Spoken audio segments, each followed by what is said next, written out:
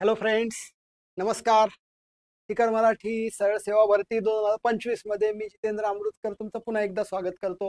Welcome welcome welcome. आजचा आपला topic आहे spot the error. Very very important. आगामी 2025 तलाठी भरतीला टार्गेट करून आणि तत्सम मुद्रांक भरती, टीईटी परीक्षा, नगर परिषद, MIDC, DMER आणि ज्या काही वेगवेगळ्या सेक्शन्समध्ये आता काही दिवसातच भरती होणार आहे, त्याचं नोटिफिकेशन लवकरच निघतंय.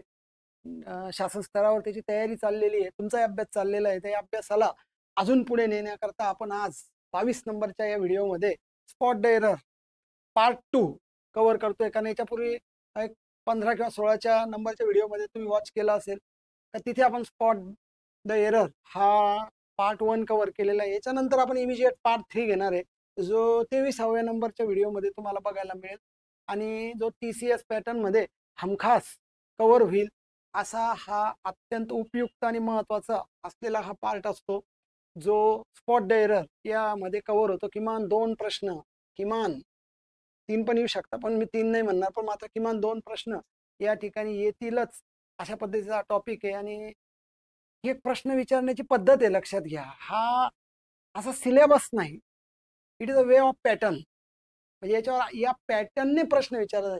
हा सिलेबस आणि हा पॅटर्न प्रश्न विचारण्याचा आपण एक पार्ट तुम्हाला या निमित्ताने इथे शिकायला मिळेल. ठीक आहे. आपली जी काही इंग्लिशच्या लेक्चरची भेटण्याची वेळ ती 8 वाजता आहे. याचा तुम्हाला सराव झाला असेल, आता सवय झाली असेल. 20-21 दिवसानंतर सवय लागून जाते एखाद्या गोष्टीची. तुम्हाला लागली असेल आय होप. आणि तुम्ही व्हिडिओ वॉच करताय. जर केले नसतील तर यापूर्वीचे 21 व्हिडिओज आपल्यासाठी मोफत अवेलेबल आहे. बघा, काही त्याला लागत नाही. फक्त तुमची अभ्यासाची तयारी ठेवा. एक पेज बाजूला घ्या, त्याच्यावर हे सगळे शब्द, ग्रामरचे रूल पाहण्याचा प्रयत्न करा. काही अडचण असेल तर कमेंट बॉक्समध्ये 100% त्या ठिकाणी टाका. त्या प्रश्नांची उत्तर मी तुम्हाला 100% देईल.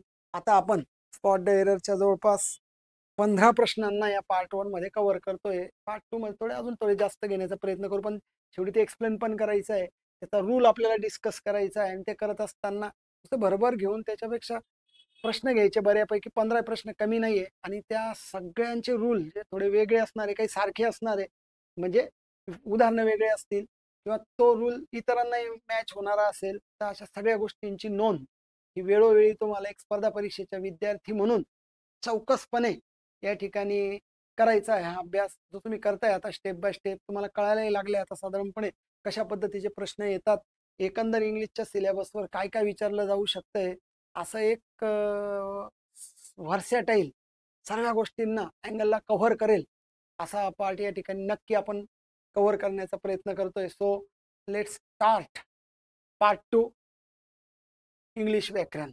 ओके, चला. याच्यातला पहिला प्रश्न बघा. आता याच्या ठिकाणी अशा स्लॅश करून दिल्या आहे 1 2 3 आणि हा 4 आहे आणि इकडे आपले आन्सर्स आहे. म्हणजे आपल्याला टार्गेट हे करायचं आहे, लक्षात घ्या. पण वाक्य वाचायचं पहिले. One of the 5 girls. आपण सब्जेक्ट वर्ब एग्रीमेंटचा टॉपिक आहे बघा. One of the 5 girls. आता मला सांगा किती मुलींना सब्जेक्ट म्हणून इथं काउंट केलेलं आहे, 5 का एका? ही एक गोष्ट पहिले लक्षात घ्या. नियम असा सांगतो की सुरुवातीला आलेल्या ऑफच्या पूर्वीच्या सब्जेक्ट नुसार ही वर्ब एग्री करायची आहे. सो वन ऑफ 5 गर्ल्स म्हणजे 5 पैकी एक मुलगी असा याचा अर्थ होईल. जो वन ऑफ 5 गर्ल्स आहे, मी हे दाखवण्याचा प्रयत्न करतोय का हा सब्जेक्ट ज्याला पुढे जाऊन आपल्याला वर्ब एग्री करायची आहे, तर एका मुलीच्या बद्दल बोललं जात असल्यामुळे सब्जेक्ट सिंग्युलर. त्याच्यामुळे येणारी वर्ब पण ही सिंग्युलरच, येणारी वर्ब पण सिंग्युलरच या ठिकाणी असणं आवश्यक आहे. आणि इथे हॅज आलेला आहे बघा. तुम्हाला याची आयडिया आलेली आहे आता. व्हर्बच्या बाबतीमध्ये जर विचार केला तर सिंग्युलर व्हर्ब आणि प्लुरल व्हर्ब या दोघांचा विचार करता सिंग्युलर हॅज आहे आणि प्लुरल हॅव आहे. सो आपल्याला हॅज वापरणं गरजेचं आहे. हॅज नंतर V3 येतो परफेक्ट टेन्स तयार करण्याकरता. या वाक्याचा टेन्स कोणता आहे कमेंट बॉक्समध्ये टाकण्याचा प्रयत्न कराल तुम्ही या ठिकाणी की कोणता टेन्स आहे. आणि द होमवर्क म्हणजे one of 5 girls has done the homework म्हणजे 5 पैकी कोणत्या तरी एका मुलीने तिचा होमवर्क किंवा होमवर्क केलेला आहे. काहीच एरर नाही. नाही तर नाही ना, काय एरर नाही, आता काय करणार. मग नो एररचा पर्याय आपण या ठिकाणी घ्यायचा आहे. नो एररचा पण चौथा पर्याय अवेलेबल आहे विद्यार्थी मित्रांनो. अशा पद्धतीने तुम्ही या प्रश्नाला फॉलो करा. म्हणून पहिल्या प्रश्नाचा जर आन्सर द्यायचा असेल तर D number, that is no error. Okay, चला next. Unless you do not, हे पाहिल्याबरोबर तुम्हाला खटकलं का मला माहित नाही, पण मला खटकलं. कारण की अनलेस आणि लेस, अनलेस म्हणजे जर, मागे पण पाहिलं आपण याचा अर्थ नाही तर, आणि लेस म्हणजे असे होऊ नये म्हणून. हे जे दोन शब्द आहे ना, याच्यात नॉट इनबिल्ट आहे, याच्यामध्ये नॉट इनबिल्ट आहे. म्हणून हे शब्द, हे कंजंक्शन्स आहे, लक्षात घ्या. हे कंजंक्शन्स आहे. याच्या शेजारच्या म्हणजे हे लागून, शेजारच्या म्हणजे लागून, हे लागून असलेल्या, लागून असलेल्या भागात नॉट येत नाही. तिथे आलेला बघा, अनलेस यू डू नॉट. पुढे वाचायची गरज नाही, वाचायचं असेल तर वाचून घ्या, पण त्याचा अर्थ लागणार नाही, कारण ते अनलेस यू डू नॉट चुकलंय. So unless you remain silent असा अर्थ लागेल. मग अनलेस यू रिमेन सायलेंट, तर तुम्ही शांत नाही राहिले ना, यू कॅनॉट कॉन्सन्ट्रेट. तुम्हाला कॉन्सन्ट्रेट करण्याकरता तुमचं शांत राहणं महत्वाचं आहे असं. पण ते नॉट म्हणजे तो पार्ट चुकलेला. सो अनलेस आणि नॉट, अनलेस आणि नॉट एका याच्यात येत नाही. ए नंबरचा पर्याय घ्यायचा. प्रश्न दुसऱ्याचं उत्तर देताना आपल्याला ए नंबरचं कव्हर करायला लागेल, आणि हा रूल पाहिल्याबरोबर आजपासून लक्षात ठेवण्याचा प्रयत्न करायचा. ओके, राईट डाऊन करा एका बाजूला, आणि छानपैकी एक एक एक एक एक पॉइंट कव्हर करा. एक एक वाक्य, एक एक गोष्ट तुम्हाला शिकवण्याचा प्रयत्न करणार आहे. बघा, वाचा. ही बिकेम, इकडे नोटीस करायचं आहे की वाक्याचा काळ कोणता आहे. हा, इकडे नोटीस करायचं आहे वाक्याचा काळ कोणता आहे. बिकेम म्हणजे पास्ट टेन्स आहे. जर एका बाजूला पास्ट टेन्स असेल, लक्षात घ्या, तर इकडे आपल्याला कॅनॉट घेऊन उपयोग नाही, तर कॅनचा पास्ट करायला लागेल कुड नॉट. बघा, सो दॅट च्या रचनेमध्ये सोच्या पूर्वी जर प्रेझेंट टेन्स असेल तर इकडे कॅन वापरायचा आहे, आणि इकडे जर पास्ट टेन्स असेल तर आपल्याला कॅनचा कूड करायचा आहे. सरळ सेवळ ही गोष्ट लक्षात ठेवण्याचा प्रयत्न करा. म्हणून तुम्हाला करायला लागेल, he became so nervous that, तो इतका नर्वस झाला की, झाला म्हणजे पास्ट मध्ये झाला होता, तर ही कॅनॉट फेस नाही, ही कुड नॉट फेस, तो करू नाही शकला द डिफिकल्टीज इन लाईफ. तेव्हा जेव्हा तो नर्वस झाला होता, आता कदाचित वेगळी कंडिशन असेल, माहित नाही आपल्याला. सो या दोघांचा एग्रीमेंट जर क्रियापदाचा जोडायचा असेल तर इकडे आपल्याला एरर सापडतोय, आणि जर याला इम्प्रूव्ह करायचं असेल तर कॅनच्या ऐवजी मात्र कुड वापरला जाईल. सो आपला आन्सर जे असणार आहे दॅट ही कॅनॉट, है ना, ही कॅनॉट फेस, एवढ्या भागामध्ये कॅनचा कूड केला असता तर आपलं उत्तर करेक्ट झालं असतं. सो बी नंबरच्या सेक्शन मध्ये प्रश्न तिसऱ्याचं उत्तर, हे बी नंबरचा आन्सर आपण कव्हर केलं तर आपला आन्सर करेक्ट येईल. मग हे प्रश्न कोणत्या टॉपिकवर येतात स्पॉट डेअरचे, असं फिक्स फॉर्म्युला नाही, कुठल्याही भागावर येऊ शकतात. असं थोडी याच्यावरच येतील, ते फाइंड आउट करायला लागेल ना आपल्याला, असं फिक्स नाहीये.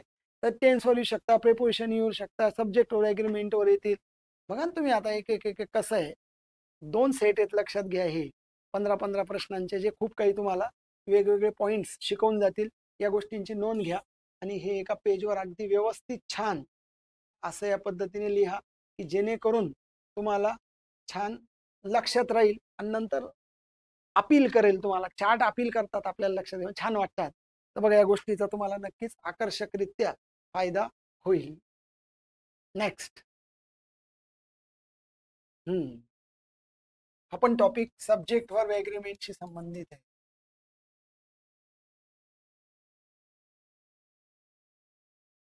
Subject verb agreement, neither of them. परत आपल्याला जो वर्ब जोडायची ती ऑफच्या पूर्वीच्या शब्दाशी जोडायची आहे.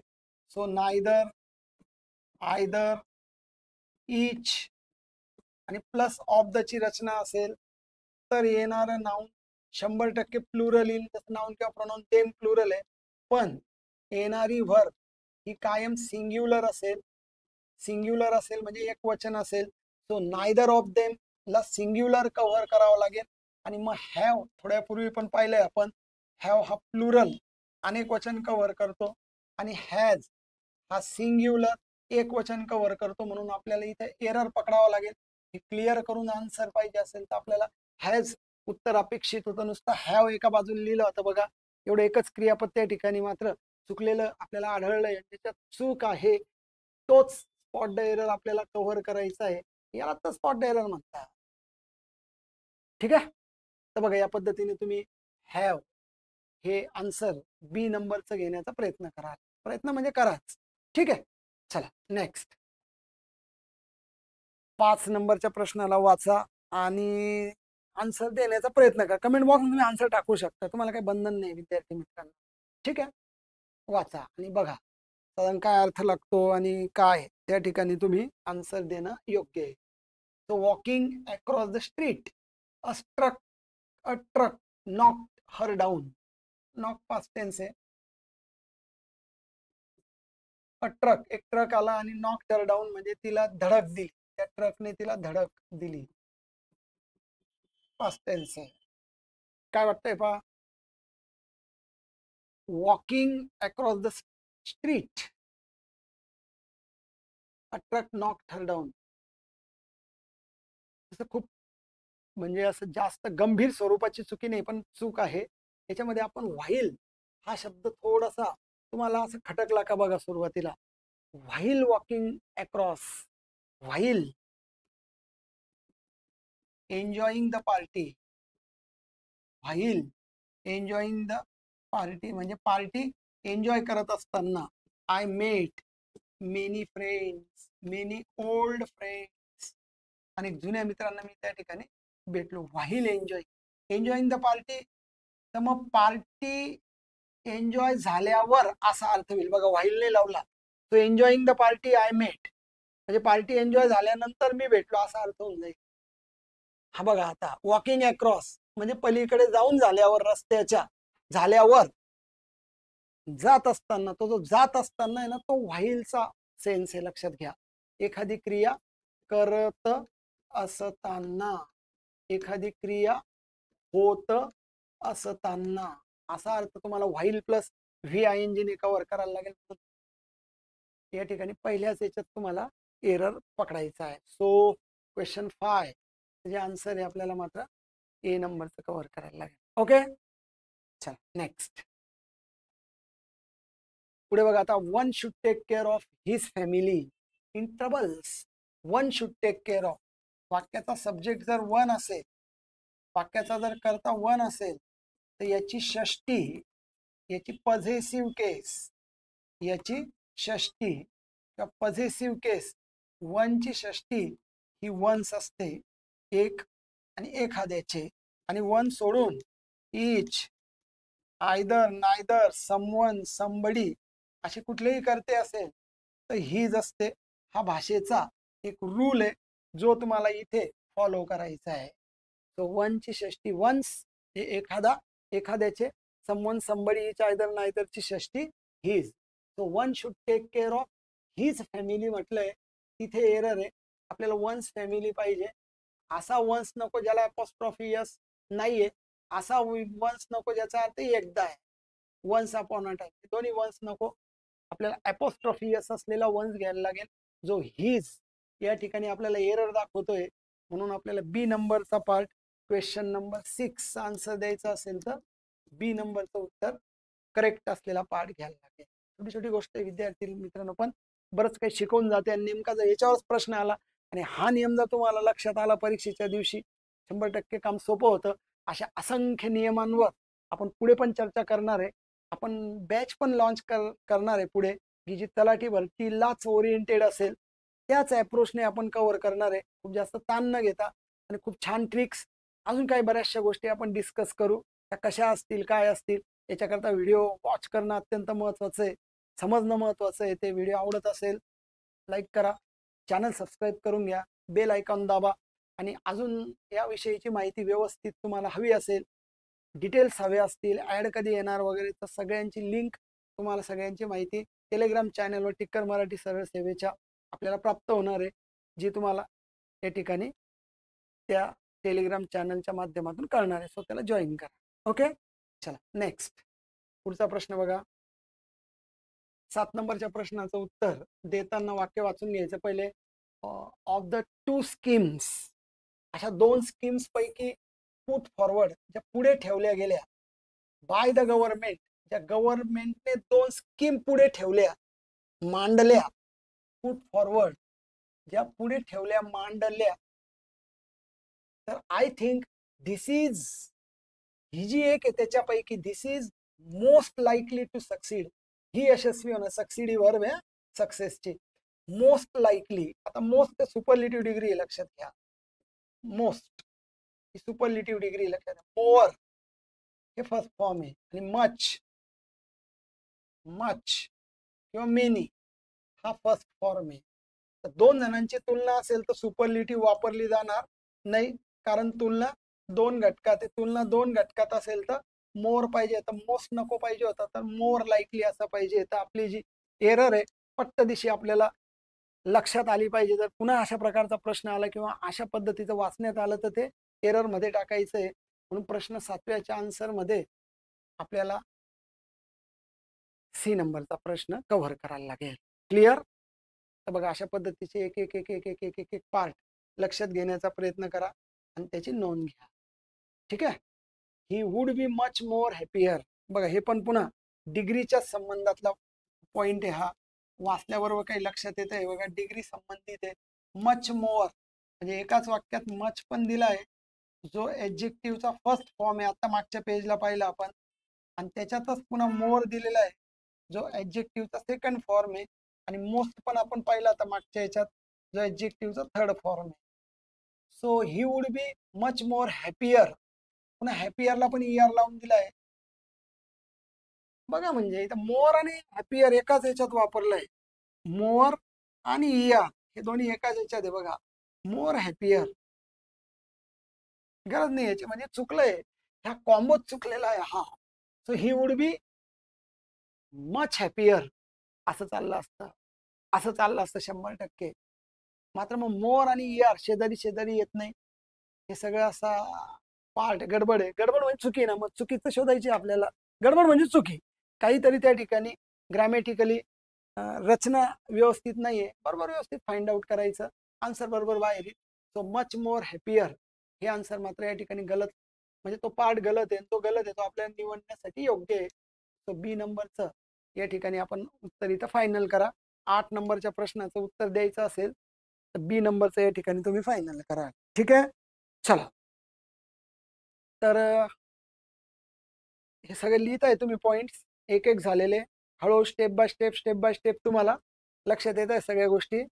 थोडा कठीण आहे काही गोष्टी, काही व्होकॅबलरी कठीण गेली असेल काहींना, काहींना स्पॉट एरर छान वाटतं. आता कोणाला काय वाटेल इंटरेस्टेड सांगता येत नाही, त्यांनी त्याचा एरिया कव्हर करा. जो इंटरेस्टेड नाही आहे त्याच्यात इंटरेस्ट निर्माण करण्याचा प्रयत्न करा.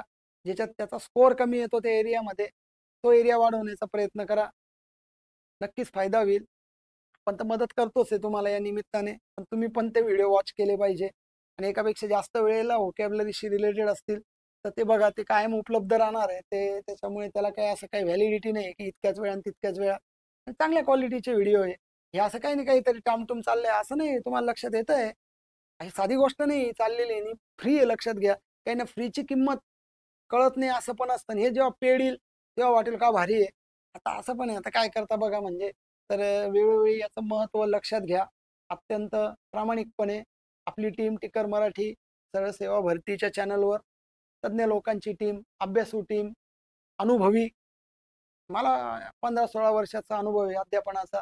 या फील्डमध्ये मी बऱ्याच वर्षापासून आहे, नामांकित संस्थांमध्ये मी कामं करत असतो, महाराष्ट्रात अनेक ठिकाणी व्हिजिट्स असतात.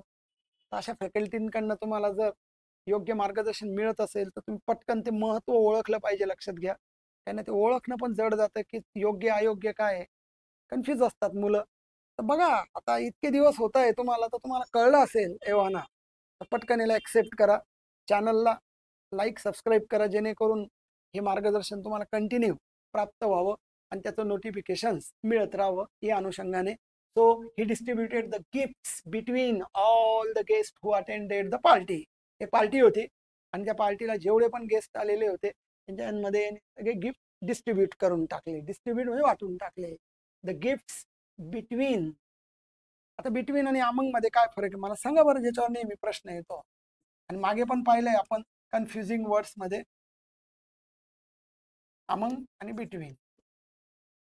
बरोबर आहे, बिटवीन म्हणजे दोघांमध्ये आणि अमंग म्हणजे करेक्ट अनेकांमध्ये. मोर दॅन टू आणि हे ओनली टू. ठीक आहे. So distributed the gift. इथे बिटवीन म्हटलेलं आहे, इकडे ऑल द गेस्ट म्हटलेलं आहे, म्हणजे सर्व गेस्ट. सर्व म्हणजे नक्की दोन पेक्षा जास्त, आणि बिटवीन वापरून ठेवलेलं आहे. बिटवीन चुकीचं आहे. काय पाहिजे? अमंग. हे काय पाहिजे तर जाऊ द्या विषय, पण काय चुकलंय हे जर तुम्हाला फाइंड आउट करता आलं तर तिथे एरर प्राप्त होतो. तो 9 नंबरच्या प्रश्नाचं उत्तर देताना तुम्हाला बी नंबरचं उत्तर द्यायला लागेल, की जेणेकरून तुमचं उत्तर हे कन्फर्म होईल. हा अमंग आणि बिटवीनच्या एरियावर खूप वेळेला प्रश्न येतात. काय सांगावं, तुम्ही ज्या दिवशी परीक्षा देणार आहे, जो सेट तुम्हाला येणार आहे, कारण असं भरपूर सेट त्यांना तयार करायला लागणार आहे, लक्षात घ्या. तर तुमच्या वाटेला येणाऱ्या सेटमध्ये अशाच प्रकारचा जर काही प्रश्न आला आणि योगायोगाने हे तुम्हाला आठवेल आणि जर तुम्ही अभ्यास करताय, लक्षात घ्या, है ना, तर तुम्हाला खूप फायदा होईल. आणि तो फायदा तुम्हाला व्हावा याच्याकरता ही सगळी खटाटोप चालली आहे. मात्र तुम्ही पण हे सगळं व्यवस्थित वॉच करा. तर मागच्या प्रश्नाचं उत्तर फायनल केलं का तुम्ही मला सांगा. हा, केलंय. 9 नंबरच्या प्रश्नाचं उत्तर तुम्ही बी नंबरचं फायनल करून टाका. चला, 3 नंबर. वाचा. मागे पण मी तुम्हाला याच्यापूर्वी सांगितलंय, आठवतंय का बघा. नॉट ओनली बट ऑल्सो या कंजंक्शनल फ्रेजेस आहे. आयदर और इकडे पण एक करता असतो आणि नायदर नॉर ने जोडलेल्या या दोन सब्जेक्ट्स नंतर येणारी भर ही या जवळच्या म्हणजे दुसऱ्या सब्जेक्ट नुसार येते.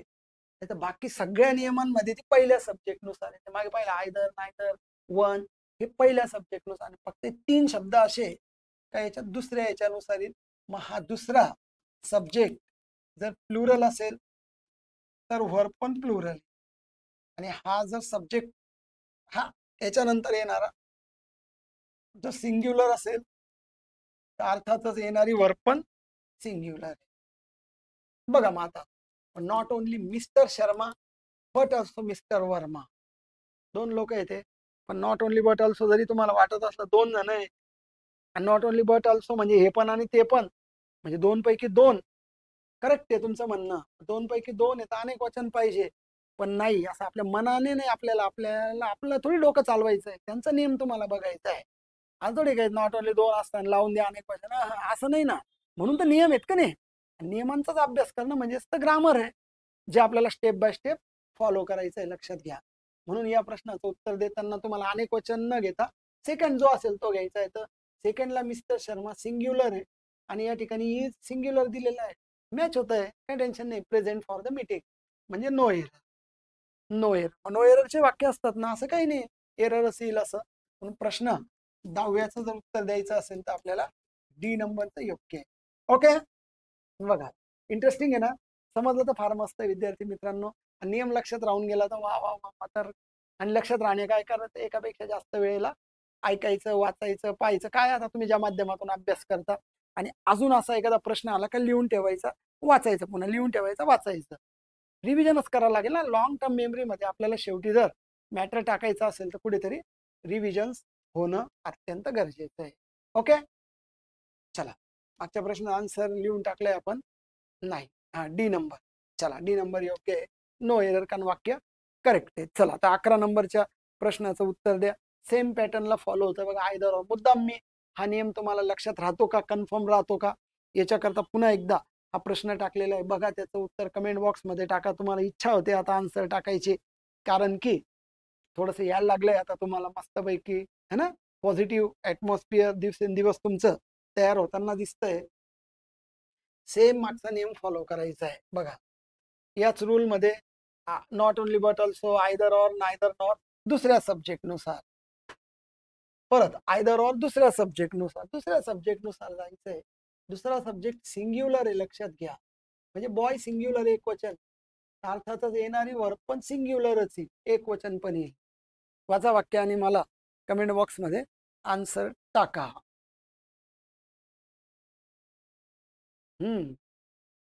चलो डालो आंसर डालो. So either the girl or the boy, एक तर मुलगा किंवा मुलगी are studying in the library, लायब्ररीमध्ये एक तर मुलगा अभ्यास करतोय किंवा मुलगी अभ्यास करतोय, दोन पैकी कोणता तरी एक. नॉट ओनली बट ऑल्सो, दोन पैकी दोन्ही. आयदर और, दोन पैकी एक. नायदर नॉर, दोन पैकी एकही नाही.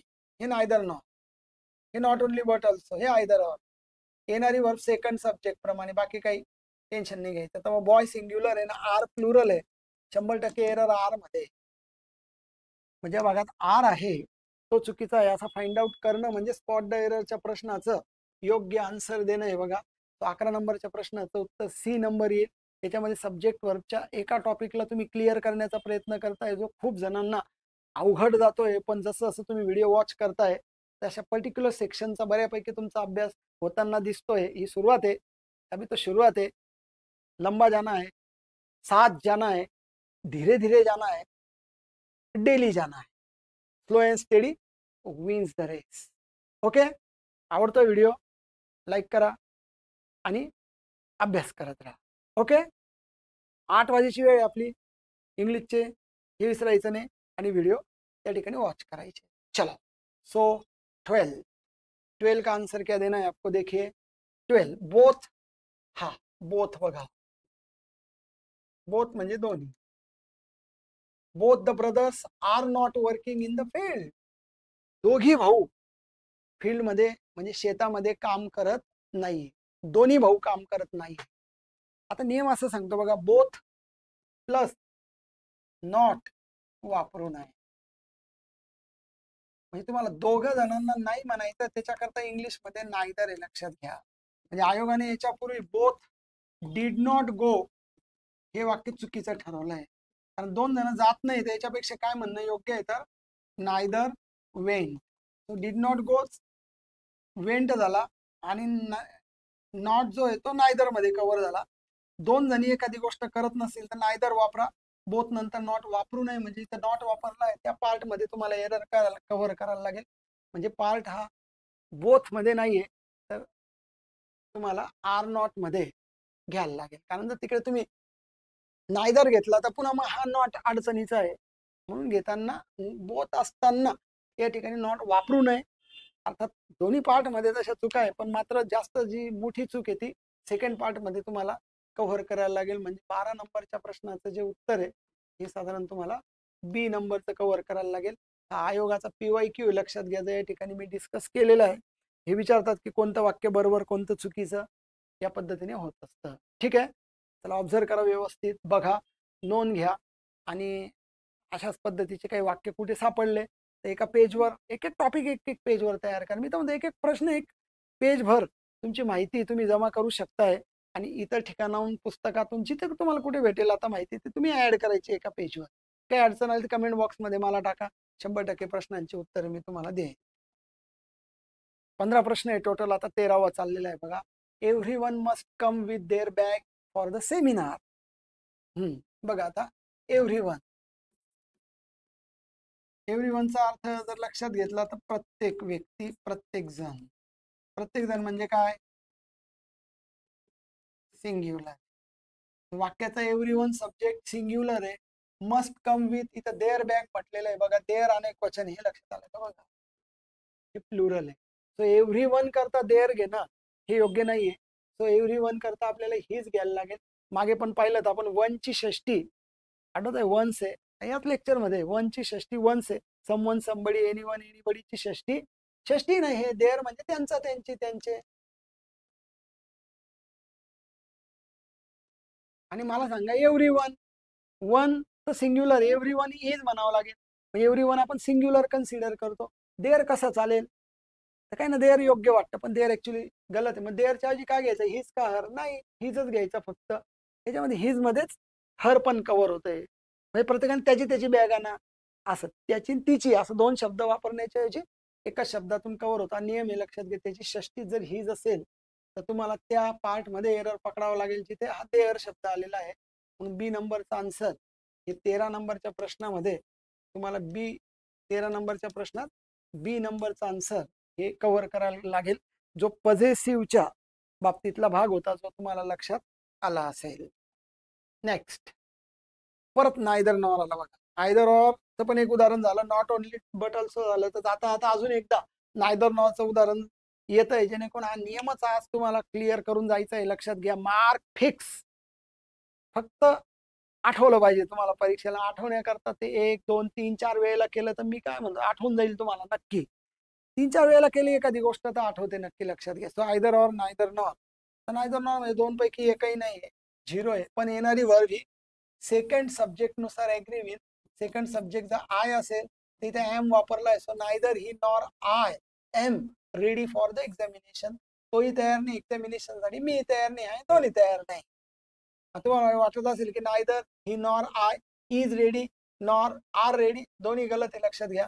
आय करता एम वापरणं बरोबर आहे. बरोबर आहे, मग पूर्ण वाक्य बरोबर आहे. बरोबर आहे, तर काय करता मग? No error. असं थोडी का चूक पाहिजे असं नाराज नाही व्हायचं तुम्ही. मला स्पॉट एरर आणि एरर नाही निघाला असं काही नाही भाऊ. त्याच्यामध्ये नाराज कशाला होता तुम्ही? हा पर्याय आहे ना आपल्याला, नो एरर 100% घेऊन टाकायचा आहे. सो 14 नंबरच्या प्रश्नामध्ये आपल्याला डी नंबरचा आन्सर मात्र फायनल करावा लागेल. No error. नो एररचे 3 प्रश्न याच्यामध्ये आढळले म्हणजे घेतलेत आपण ते, जेणेकरून तसेही प्रश्न तुमच्या पाहण्यात यावे. नाही तर काय स्पॉट एरर एरर शोधा. चौथा पर्यंत नो एरर असेल तर तो असू शकतो, आणि 4 पैकी कुठेच नो एरर दिलेला नाही, मग कुठेतरी एरर नक्की आहे. मात्र मग नो एरर असणं थोडस योग्य आहे. त्याच्यामुळे नो एरर असलेला भाग आपण चर्चेत घेतोय, जेणेकरून एरर असू पण शकतो नसू पण शकतो. या दोन्ही गोष्टींची तयारी ठेवायची. आता शेवटचा प्रश्न डिस्कस करणार आहे आजचा या भागातला. बघा बरं, काही लक्षात येत आहे का पहा. असं स्ट्राईक होतंय का पाहिल्याबरोबर? अशा काही गोष्टी स्ट्राईक होतील पाहिल्याबरोबर. Yes, this is the answer.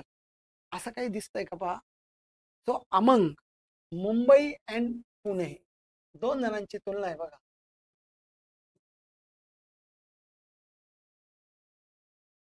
काय वापरता 2 घटकांची तुलना असेल?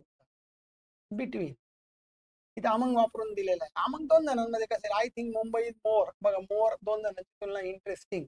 मला असं वाटतंय की मुंबई हे जास्त इंटरेस्टिंग आहे. काही ना पुणे पण आवडू शकतं बरं का. पुणेवाले माफी मागतो मी, पुणे पण इंटरेस्टिंग आहे, तसं काही नाही. आता वाक्य तयार करायचं तर मला तो शब्द वापरावा लागला. सो अमंग मुंबई आणि Pune, I think Mumbai is more interesting. तर मग अमंग मध्ये गलती आहे. अमंगच्या ऐवजी काय पाहिजे मग? बिटवीन पाहिजे. कारण 2 जणांची स्पष्ट तुलना असेल तर आपल्याला घ्यायचं आहे बिटवीन. मग अमंगच्या ऐवजी काय घेऊन टाकायचं? बिटवीन. म्हणजे मग काय घ्यायचं हा विषय नाही. आता एररचा विषय, चूक कोणत्या भागात आहे फाइंड आउट करायची, गोल करायचा आहे. तर उत्तर आपल्याला ए नंबर घ्यायला लागेल. तो प्रश्न 15चं उत्तर जर आपण ए नंबर फायनल केलं, आपलं उत्तर फायनल होत आहे. ओके. तर बघा, या पद्धतीने छान छान प्रश्न आपण या ठिकाणी कव्हर केले. मला तरी वाटतंय तुम्हालाही वाटत असेल नक्कीच की योग्य पद्धतीने चालला असेल योग्य असं वाटतं. तर व्हिडिओला त्या ठिकाणी लाईक करा, चॅनल सबस्क्राईब करून घ्या. पुन्हा भेटू आपण. अभ्यास करत राहा. Take care. ओके, चला बाय. आता पुढच्या भागामध्ये स्पॉट द एरर पार्ट 3, म्हणजे हा 2 होता, कारण याच्या पहिले पण एक झालेला आहे. भेटू लवकरच. व्हिडिओ वॉच करत राहा. आपली वेळ 8 वाजेची आहे. चला बाय. थँक्यू.